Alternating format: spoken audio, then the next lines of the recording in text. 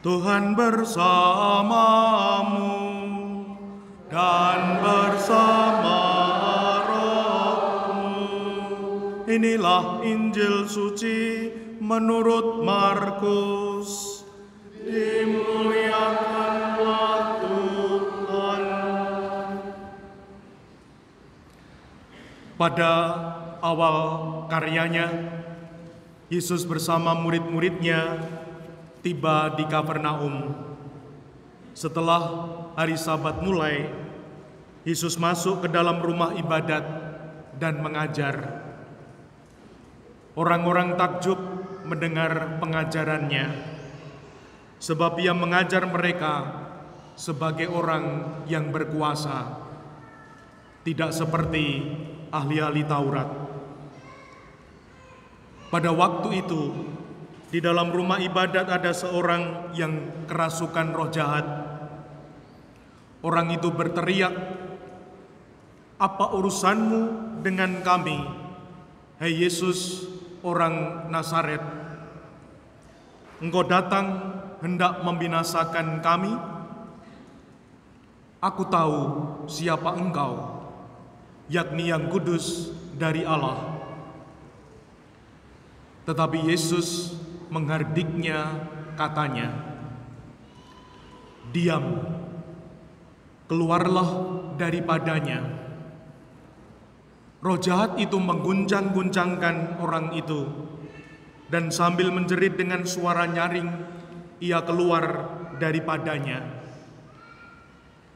Mereka semua takjub, sehingga mereka memperbincangkannya, katanya, "Apa ini? Suatu ajaran baru? Guru ini berkata-kata dengan kuasa. Roh-roh jahat pun ia perintah dan mereka taat kepadanya." Lalu tersebarlah dengan cepat kabar tentang Yesus ke segala penjuru di seluruh daerah Galilea. Demikianlah sabda Tuhan. Terpujilah Kristus.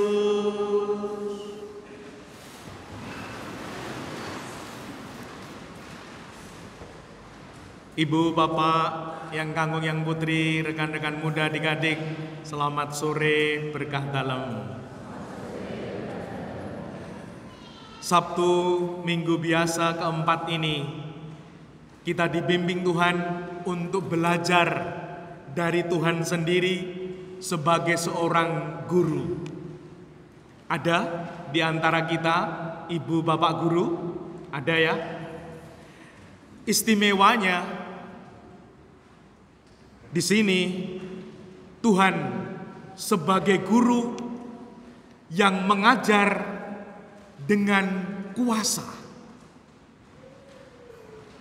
Dan mari kita belajar untuk menjadi guru, terlebih di tahun 2024 ini sebagai Gereja Santa Maria Bunda Allah, kita menjadikan tahun ini tahun keluarga, di mana anak-anak, pribadi-pribadi dalam keluarga kita ini tergantung nasibnya dari keluarga. Di mana kalau tahun ini formasi iman berjenjang berkelanjutan, kita ini hasil formasi, hasil bentukan keluarga. Maka mari kita belajar menjadi guru yang baik dalam keluarga kita.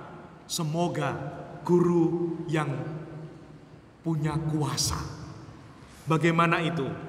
Yang pertama, sebagai guru yang berkuasa, dia, Tuhan, mengatakan sesuatu dengan matang.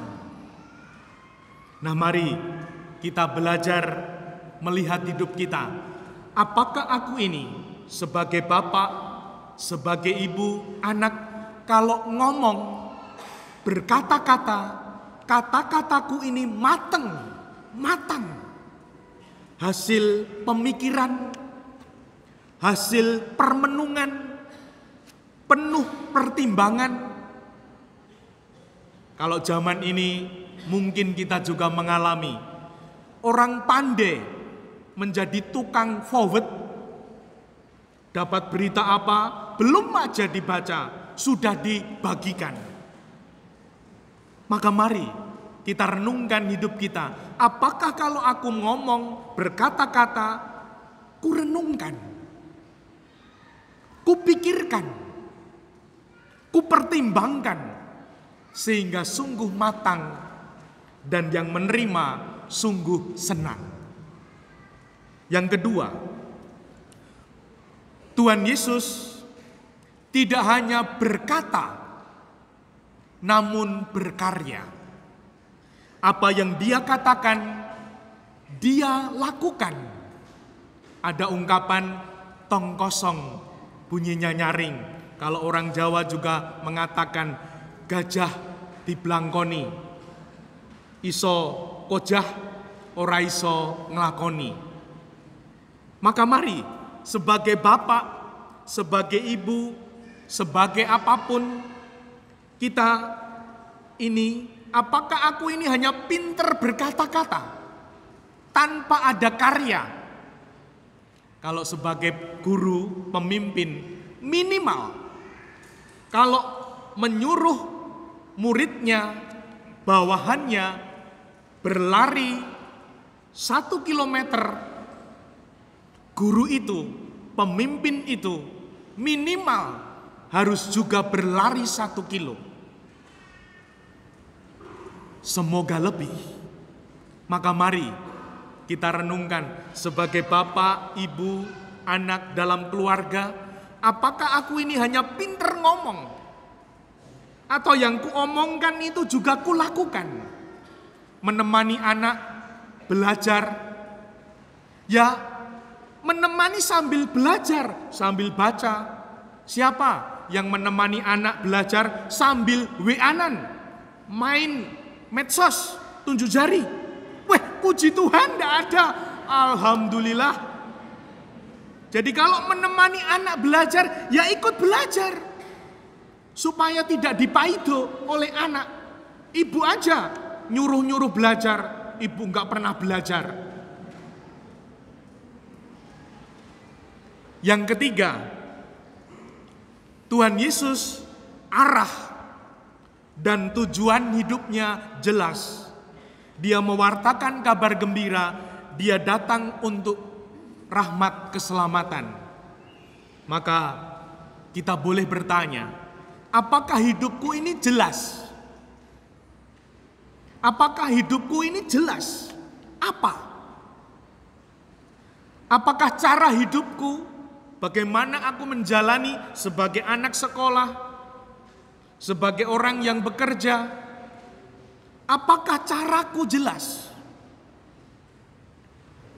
Waktunya, apakah kalau aku bekerja, belajar, melayani, waktunya jelas? Sehingga semoga dengan demikian hasilnya nanti jelas. Dan semoga dengan demikian hidup kita semoga ora waton urip. Tidak asal hidup, namun kata-katanya dipertimbangkan, cara hidupnya bisa dipertanggungjawabkan, tujuan hidupnya juga jelas. Sehingga sungguh orang Jawa mengatakan urip iku urup. Hidup kita menyala, hidup kita makin bermakna karena kita tidak sembarangan menjalani hidup sebagai bapak, sebagai ibu dan anak. Sehingga hidup kita semakin bermakna, bahkan semoga meneladan Tuhan yang kuasa, hidup kita makin bercahaya. Dimuliakanlah Tuhan kini dan sepanjang masa.